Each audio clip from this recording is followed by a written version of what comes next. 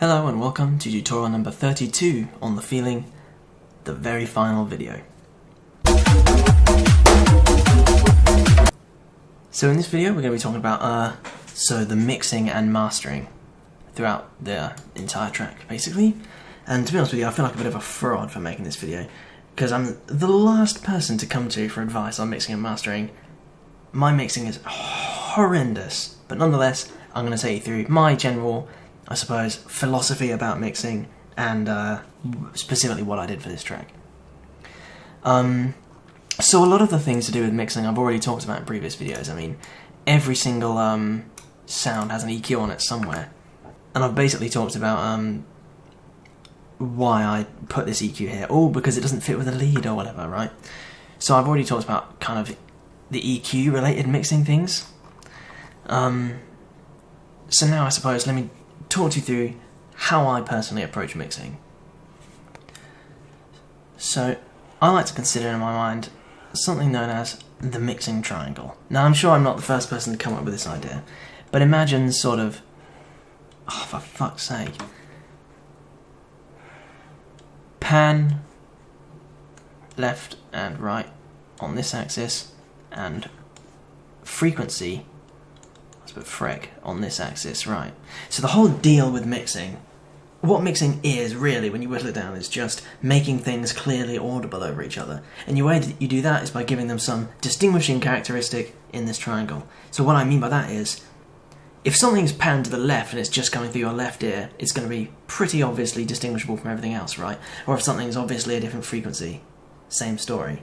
So the deal is that basically for each instrument you have, place it somewhere different in this triangle is the deal. Slice of pizza. Right, so for example, I would say actually the most important things go down the middle. Are usually mono, basically, right? So, and the reason why it's a triangle shape is because stereo bass always sounds like shit. Basically, for some reason, I'm not sure of the psychoacoustic reason for this, but there must be one. So the deal pretty much is, so let's say you have your main melody here, and then you have hats here and here, and then you have chords with a sort of bass underlying them here, and then some sort of like not that much unison in the mid here, and then some really wide high up shit here.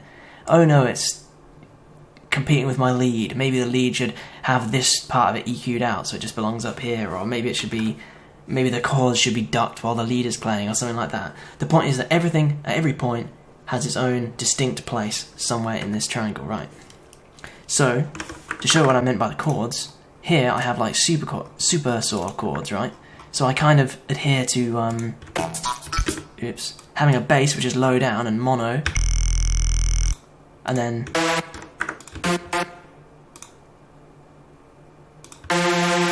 so mid, which isn't very wide in stereo, and high, which is wide. Like that. So I suppose that's kind of fitting it into a triangle, if you see what I mean. So that general principle underlies mixing in my, I suppose to the best of my knowledge, right? So, a few tips here and there, I suppose. What I like to do when I first start mixing, because what you want to avoid is having lots of extremely loud things all fighting for, fighting with each other for loudness, if you see what I mean, right? So what you do is, you just, on your computer, when you start your track, crank up the volume, so that it's, everything you hear is painfully loud. So what you do is, whenever you play something back and it blows your eardrums, you just put it in the mixer and turn it down, right? So everything is turned slightly down by default, is the point. So then, you have a lot more room to turn things up when you want them to be louder. So yeah, good tip for you, make a new project, crank up your computer volume, so that you turn everything down in the mixer, so you have more room to turn other things up, right? Also, if you want to make something loud in mixing, a law, I think, is don't turn it up if it's already at the max, right? Turn everything else down. That's always the best way of doing it. If you want something to be louder, turn down its rivals, not turn it up. Because what we're trying to avoid is having lots of really loud things all stepping on each other's toes and getting each other's way, right? So if you want something to stand out, turn down its rivals, if you see what I mean, so that you're not ending up with a sort of loudness creep, you know, because you turn up one thing, oh, this isn't loud enough, I'll turn that up too, oh, this isn't loud enough, I'll turn that up too, and everything slowly gets turned up over time until you have an impossible to organise mess of really loud sounds, deafening everybody. To avoid that, turn other things down before you turn something up, right? Turning something up should be like a rare spice. And on that note, don't underestimate your listener's ability to hear things. Be tasteful. I think you're underappreciating their ability to listen. So if you take something like this in the track, which is just a tiny crappy sound, I feel like the listener isn't too stupid to notice that. Surely from listening they will hear it, and there's no point in me being like, where is it? Oh, I really like this sound, but it's not very noticeable. Crank it up, you know. What you want to avoid is this sort of thing. Don't underestimate your listener's ability to hear something subtle, basically, is what I'm saying. See, that's noticeable now, but if I did that to every sound, it'd be crap. So what I'm trying to say is, be tasteful. Again, turning things up, treat it like a rare spice that's only done on special occasions. So finally, I suppose just like a general kind of approach to mixing is to always listen to it on every device that you own. So, I mean, this is a common piece of advice, so I'm not going to bother banging on about it for too long, but listen to it on your speakers, listen to it on all the pairs of earphones that you've got, listen to it on your phone, in your car, where applicable, right? Listen to it on every sound-producing device you've got.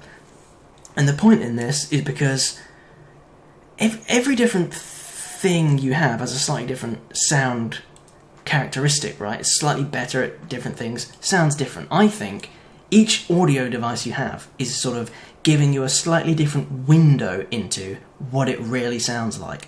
You know, there's some real sound, and each different audio device gives you a slightly different piece of the whole, if you see what I mean.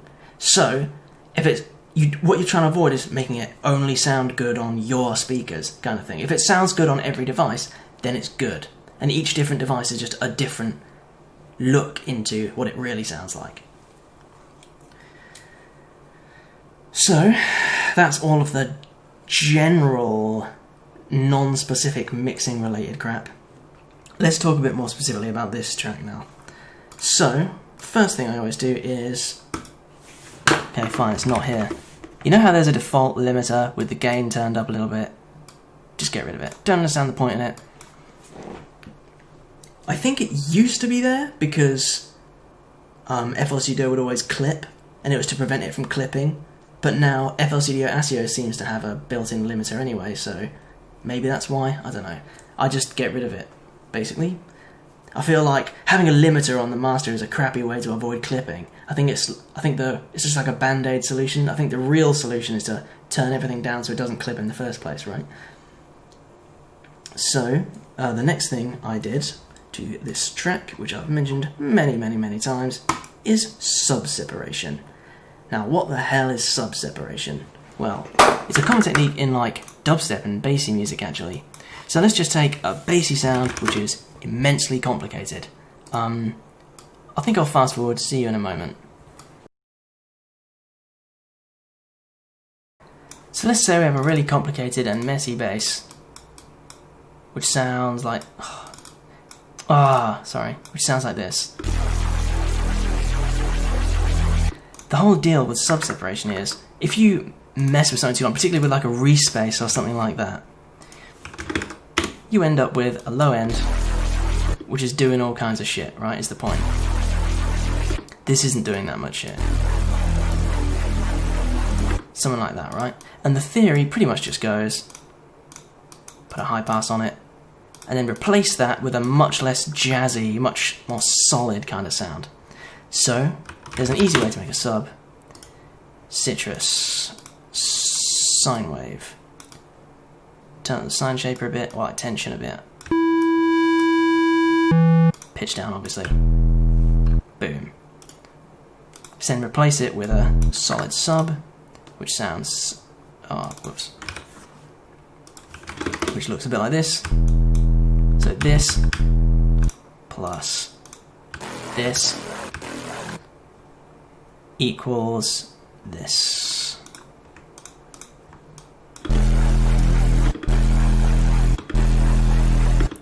The idea being that it just sounds a lot cleaner this way. So here's the original, and then with a bit of sub-separation. So that, especially if you're playing melodies with bassy things, the sub is more clearly enunciated and easier to hear, I suppose. So the way I did this is with every sound that I thought was bassy, I would route it into this sub-cut bus here with just a high pass that cuts out the sub, hence the name. Okay, that's not routed in. And then I would take the sub and route it not through that bus. Oh, goodness. So yeah, it's not routed here, it's routed to this, which is routed to the master. So that's sub-separation in a nutshell. Another thing I forgot to mention is sidechaining, and I talked about that in the previous video, so there's no point doing it again. But yeah, sidechaining was the previous video. So that's everything for mixing. Now, I will talk about mastering, and I know even less about that than I do about mixing. So please take this with a big pinch of salt. A plugin I quite like when I'm mastering is a Span. You've probably heard of it. It's just a spectrum analyzer that's sort of detailed and thorough. And has a hold button, which is handy. But whatever. So the whole deal with mastering, as I see it, is trying to have just like a flat frequency curve, I guess, so that your song is balanced. I mean, there's a little bit of everything. Also, like with mixing, I would also say be tasteful. There's nothing less. There's nothing more sorely underappreciated than dynamic range, in my opinion. Be tasteful. Don't crank it up, because it'll just blow your listeners' ears out and they'll get sick of listening to sausages for hours, you know what I mean? Just be subtle, please, a bit, Anyway, let's just do this. So basically, how the hell do I do mastering? Ozone is the answer to that. Because when I was like 12 years old, or however old, I probably just Googled like how to master sort of thing, and found Ozone in the first result. Downloaded Ozone 5 because that was probably the newest version back then off the Pirate Bay, or at least the only one with a crack. And here we are today, still in Ozone because I have no idea how to actually master and don't have the dedication to learn it properly. Ozone's just an easy, lazy mastering wizard, as far as I see it. Though it is good, I suppose. So yeah, here's basically how the mastering goes for this track. So, also, these fruity wrappers here are either Ozone or Span, probably. So it's just a matter of load Ozone, and then just go through each thing, setting things to taste. Don't understand reverb, what's the point?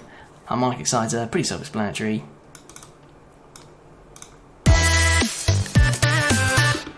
Just tweak knobs to taste, basically.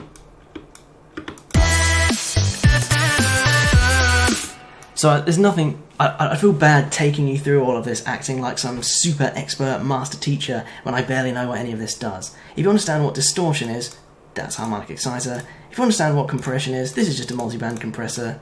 Do that. Stereo imaging, typically more on the high band, but use your common sense. Does it sound good? Maximizer, ooh, bit of that shit. Don't be too brutal with it. Be tasteful and don't hurt your listener. My god, what a pointless video. So there's really not much to talk about for this. It's basically just going through it page to page, tweaking all the basic controls until it's done and I can release the track I'm excited about and want to impetuously shit onto the internet, right?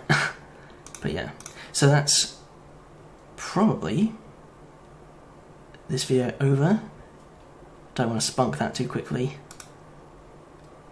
Yes, I think it is. Well, yeah, that really is all I have to talk about for this video, and indeed the series as a whole. So, that's it. The end. Fin. So yeah. So I suppose the question burning on nobody's minds now is, what's next for the channel? Well, the answer to that is less track breakdowns, more tutorials. and more bloody tracks. So with that philosophy in mind, I'll see you in the next one.